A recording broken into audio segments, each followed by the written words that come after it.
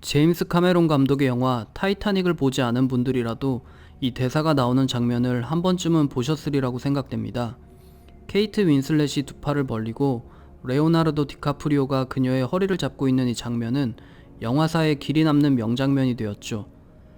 타이타닉호의 침몰은 역사상 최대의 해난사고로 손꼽히는데요. 이중바닥, 16개의 방수격실, 특정 수위가 되면 자동으로 닫히는 문 등 절대 가라앉지 않는 배, 일명 불침선이라고 불리던 타이타닉호였지만 1912년 4월 14일 빙하와 충돌한 지 2시간 40분 만에 대서양 바닥으로 가라앉게 됩니다. 당시 승객과 선원수는 2200명이 넘었지만 생존자 수는 700명을 조금 넘겼을 뿐이라고 합니다. 침몰한 타이타닉의 행방은 1985년까지 모르다가 미 해군의 기밀작전 수행 중 발견되는데요. 이 기밀작전의 연막용으로 침몰한 타이타닉의 발굴 사건을 터뜨렸다고 합니다. 코딩 관련 채널에서 갑자기 무슨 타이타닉 이야기냐고 하실 수 있지만 오늘 소개해드릴 데이터 분석과 관련하여 타이타닉은 낯선 주제가 아닙니다. 프로그램 언어를 통한 데이터 분석을 배울 때 많이 사용되는 예제 중 하나가 타이타닉 생존자 예측이거든요. 어떤 내용이냐면 타이타닉호의 실제 탑승객들의 이름, 성별, 나이, 티켓 비용과 번호, 자리 등급, 생존 여부 등의 정보가 있는 데이터를 바탕으로 생존자를 예측하기 위해서 데이터를 정제하고 분석하면서 만든 모델을 이용해서 예측한 생존자의 결과와 실제 결과를 비교해보는 겁니다. 여기서 말하는 모델이란 여러 수학 공식과 또 다른 모델의 알고리즘 등을 이용해서 원하는 결과를 예측해내는 처리 방식이라고 생각하시면 됩니다. 어떤 값을 모델에 넣어주면 그 값에 대한 결과가 나오는 거죠. 오늘 저희는 타이타닉의 생존자 데이터를 활용하여 이 모델을 만들기 위해 필요한 내용에 대해서 이야기해 보려고 합니다. 위와 같이 특정 탑승객의 정보를 알려주면 해당 탑승객의 생존 여부를 예측하는 모델을 만드는 것인데요. 당연히 정확도가 높을수록 좋은 모델이 됩니다. 특정 탑승객의 정보가 모델에 들어가면 해당 탑승객의 생존 여부, 즉 결과로 나오는 것이죠. 데이터 분석을 할 때 어떤 데이터를 사용하고 그 데이터를 어떻게 이용하느냐가 데이터 분석의 시작과 끝이라고 봐도 될 정도로 데이터는 중요합니다. 데이터 분석에 대한 공부 학습을 시작할 때 타이타닉호의 생존자 데이터를 많이 사용하는 이유가 있을까요? 빅데이터, 머신러닝은 결국 무의미하게 쌓여있는 엄청나게 많은 데이터 속에서 의미있거나 이득이 될 수 있는 정보를 뽑아낼 수 있는 모델을 만들기 위해 필요한 개념들입니다. 앞에서 말씀드린 것처럼 분석의 시작과 끝은 결국 데이터입니다. 데이터 분석을 처음 접하는 상황에서는 이러한 데이터를 구하는 것이 쉽지 않기 때문에 임의로 데이터를 만들어서 하는 경우가 많습니다. 하지만 이러한 데이터를 이용한 분석은 말 그대로 분석을 위한 분석이지 실제 현실을 반영할 수 있는 모델을 만드는 데는 적합하지 않습니다. 하지만 타이타닉호 침몰 사건은 역사적 사실이고 탑승객과 생존자 정보도 당연히 실제입니다. 임의로 만든 데이터가 아니라 실제 데이터인 겁니다. 게다가 이름, 성별, 자리 등급, 생존 여부 등 다양한 정보가 있기 때문에 다양한 관점으로 분석을 해볼 수가 있습니다. 예측의 모델이라 함은 이런 실제의 데이터 속에서 의미 있는 결과를 뽑아낼 수 있어야 하며 그런 모델을 만들거나 사용하기 위해 많은 개인, 기업, 나라들이 이 분야를 연구하고 투자하는 겁니다. 타이타닉호의 탑승객 정보를 보면 생존 여부, 이름, 나이, 성별, 자리 등급, 화물 여부, 목적지, 가족사항 등의 정보가 담겨 있습니다. 이러한 승객 정보에는 다양한 분석 기법을 사용해서 예측의 정확도를 올릴 수 있을 만큼 다양한 변수들이 존재하고 데이터의 포맷도 꽤 깔끔한 편입니다. 이름이라는 변수를 예를 들어 보면 사람의 이름과 침몰하는 배에서의 생존 여부는 어떠한 연관도 없을 겁니다. 하지만 타이타닉 생존자 정보에 있는 이름이라는 항목에는 이름뿐만이 아니라 성별과 결혼 여부를 알 수 있는 호칭이 함께 있기 때문에 이름 정보도 생존자 예측에 중요한 정보가 될 수 있습니다. 그리고 이 호칭들을 프로그램적으로 추출해내는 것도 어렵지 않은데 그건 각기 다른 여러 사람의 이름 속에서 이 호칭의 위치나 혹은 단어가 어떠한 일정한 규칙이 있기 때문입니다. 아무리 유용한 정보가 있다고 하더라도 수많은 데이터 속에서 그 정보를 뽑아낼 수 없다면 아무 의미가 없을 겁니다. 그런 면에서 타이타닉 생존자의 이름 정보는 분석하기에 좋은 데이터인 겁니다. 게다가 나이, 객실번호, 가족사항, 자리 등급 정보는 어떤 추가적인 작업이 필요 없는 명확한 수치이기 때문에 분석하기에 더욱 유리한 데이터입니다. 아무리 데이터가 많아도 분석하기 어렵거나 명확하지 않으면 아무 의미가 없습니다. 분석, 학습의 대상이 되는 데이터는 그 건수가 많을수록 정확한 예측치가 나올 확률이 높아집니다. 간단한 예를 들어보면 주사위를 한번 던졌을 때 1, 2, 3, 4, 5, 6의 숫자가 나올 확률은 똑같이 6분의 1입니다. 하지만 주사위를 6번 던져보면 1, 2, 3, 4, 5, 6이 똑같이 한 번씩 나오는 경우는 거의 없습니다. 그렇다고 주사위에 각 숫자가 나올 확률이 6분의 1이 아닌 건 아닙니다. 여기서 6분의 1이라는 건 수령값이라고 생각을 하시면 됩니다. 정말 많이 수없이 주사위를 던지면 6개의 숫자가 각각 나올 확률이 점차적으로 6분의 1에 가까워진다는 수학적인 관점입니다. 마찬가지로 생존자 예측의 정확도를 높이기 위해서도 한두 명이 아닌 그 이상의 생존자 정보가 필요한 겁니다. 타이타닉의 생존자 데이터의 건수가 절대적으로 많은 건 아닙니다. 데이터 분석을 할 때 몇천 건 정도의 데이터도 많다고 볼 수는 없기 때문입니다. 하지만 우리가 이용할 타이타닉 생존자 데이터는 데이터 분석이라는 분야에 입문하는 분들이 많이 이용하는 데이터라고 앞에서 말씀을 드렸습니다. 즉 어느 정도는 쉽게 분석을 할 수 있고 결과도 어렵지 않게 도출해낼 수 있어야 하는 입문자분들에게 적합한 데이터라는 의미입니다. 사람마다 생각이 다를 수 있지만 이제 막 입문하고 분석을 공부하려는 분들에게 너무 많은 양의 데이터는 오히려 분석이라는 대상에 집중하기 어려운 상황이 될 수가 있습니다. 이유는 당연히 데이터 건수가 많기 때문인데 데이터 건수가 많아지면 데이터를 읽고 저장하는 방법이 데이터 양이 적을 때와는 같을 수가 없고 관련 내용 자체도 쉽지가 않습니다. 즉 분석을 해보기도 전에 데이터를 읽고 저장하는 방법에서부터 상당히 큰 벽을 만나게 되는 겁니다. 만약 데이터의 수집과 정제를 공부하는 입장이라면 정말 많은 데이터는 좋은 공부의 대상이 될 수 있겠지만 분석이 목적이라면 너무 많은 데이터 건수는 오히려 이를 방해하는 요인이 됩니다. 그런 면에서 내용적으로 몇백 건에서 몇천 건 정도의 데이터를 읽고 분석하는 타이타닉 생존자 예측은 입문자에게는 데이터의 양적인 면에서 좋은 예제인 것입니다.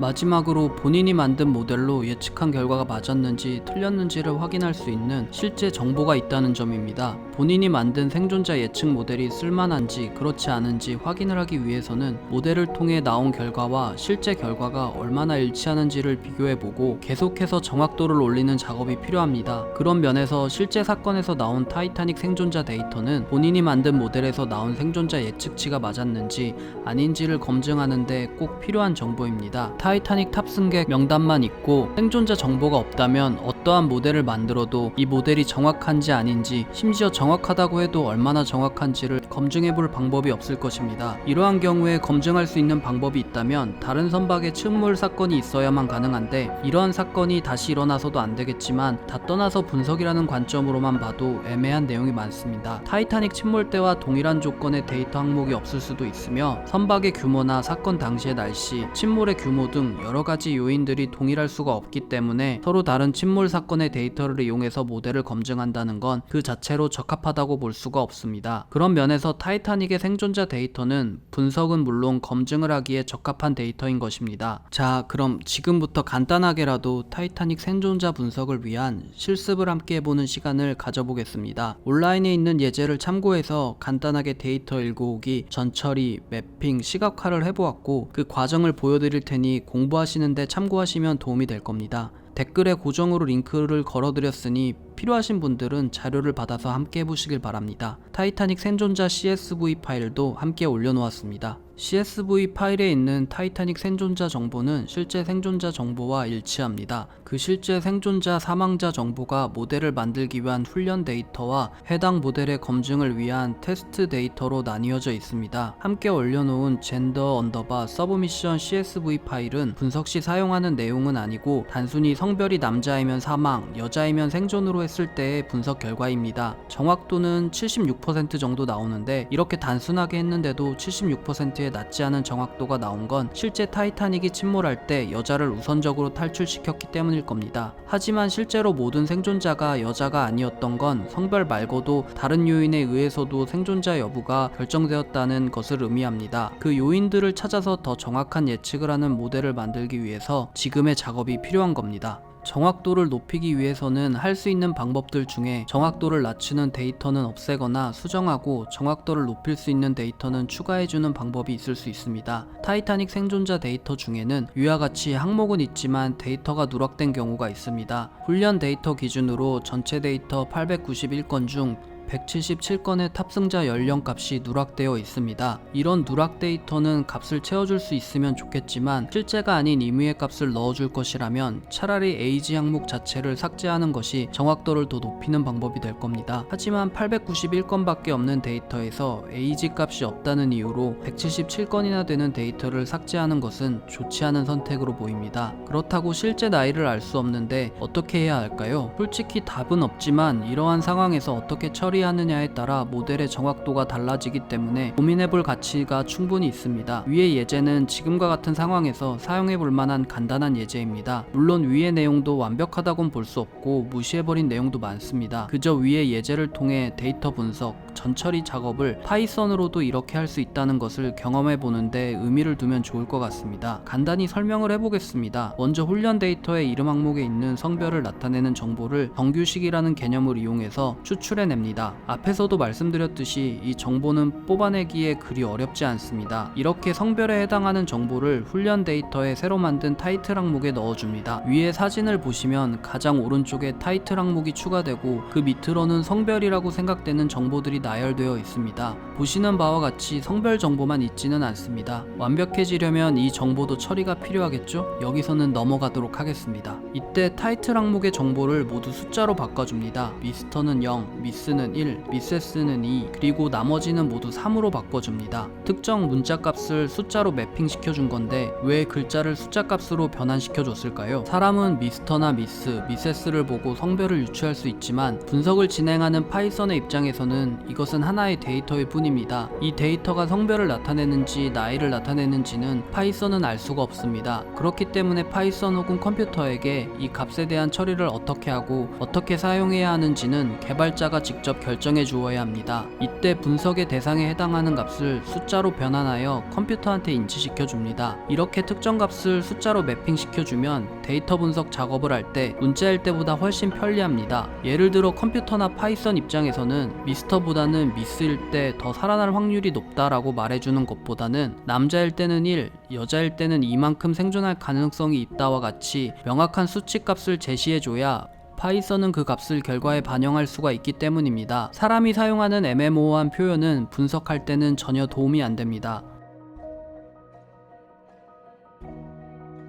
이제 존재하지 않았던 177건의 에이지 항목에 값을 넣어줬습니다. 비어있는 나이대에 해당하는 탑승자와 동일한 성별을 가진 다른 생존자들 나이의 평균값으로 계산해서 해당 결측치를 채워줬습니다. 그런데 이 부분을 납득하기 어려워하시는 분들이 분명히 계실 겁니다. 특정 항목의 값이 같다고 그 값을 정확하지 않은 값으로 채워주는 행위는 오히려 결과의 정확도를 낮추게 될 겁니다. 그런데 지금 전혀 알지도 못하는 사람의 나이를 동일한 호칭을 갖는 사람들 나이의 평균값으로 채워준 건데 이건 과연 정확도를 높일 수 있는 방법일까요? 솔직히 그건 알 수가 없습니다. 하지만 적어도 정확도를 올릴 수 있을 만한 방법인 건 분명합니다. 양적으로 적지 않은 사람들의 정보를 나이 정보가 없다는 이유로 삭제하는 것도 정확도를 떨어뜨리기는 마찬가지입니다. 게다가 앞에서 말씀드린 것처럼 동일한 호칭을 갖는 사람들의 평균 나이로 빈 값을 채워주는 건 나름 괜찮은 방법입니다. 이유는 미스터, 미세스, 미스라는 값으로 성별도 알 수 있지만 추가적으로 대략적인 나이대를 짐작할 수 있게 하는 데이터이기 때문입니다. 미세스라는 호칭을 갖는 사람은 기혼자로 미스라는 호칭을 갖는 미혼자보다 나이가 많을 확률이 높고 미스터라는 호칭을 갖는 사람은 그렇지 않은 남자보다 나이가 많을 확률이 높습니다. 게다가 타이타닉이 침몰한 시대는 현재보다 결혼 정년기에 결혼을 하려는 경향이 더 강했고 실제로도 그러했기 때문에 결혼을 하는 사람들과 그렇지 않은 사람들의 나이대가 어느 정도는 명확하게 구분이 되었을 겁니다. 그렇기 때문에 동일한 호칭을 갖는 사람들의 평균 나이대로 결축치를 채워준 건 나름 괜찮은 아이디어라고 생각합니다. 물론 이 작업의 결과로 정확도가 떨어질 수도 있지만 그건 해봐야 아는 거고, 결과가 좋지 않다고 하더라도 이 작업은 충분히 해볼 만한 가치가 있다고 생각됩니다. 이러한 과정을 통해서 결과의 정확도를 올릴 수 있는 다양한 분석 기법을 익히게 될 겁니다. 최종적으로 차트로 시각화까지 실행해 봤습니다. 분석이 핵심이고, 게다가 함께 작업해서 나온 모델은 내용적으로 정말 많이 부족하기 때문에 위의 차트 자체도 큰 의미는 없습니다. 그냥 이런 것도 가능하다는 것만 아시면 될 것 같습니다. 높은 정확도의 모델을 당장 만들어낸 것은 아니지만, 그러한 모델을 만들기 위한 기본적인 접근 방법에 대한 예제를 간단히 진행해 봤습니다. 어차피 모델을 만드는 작업은 답이 있는 것이 아니고 개인적인 선택이나 성향 등 주관적인 요소에 많은 영향을 받을 수밖에 없습니다. 타이타닉 생존자 정보와 관련해서 이미 100%의 정확도를 도출하는 모델도 있다고 하니 한번 도전해 보셔도 좋을 것 같습니다. 이상 코딩어 TV였습니다.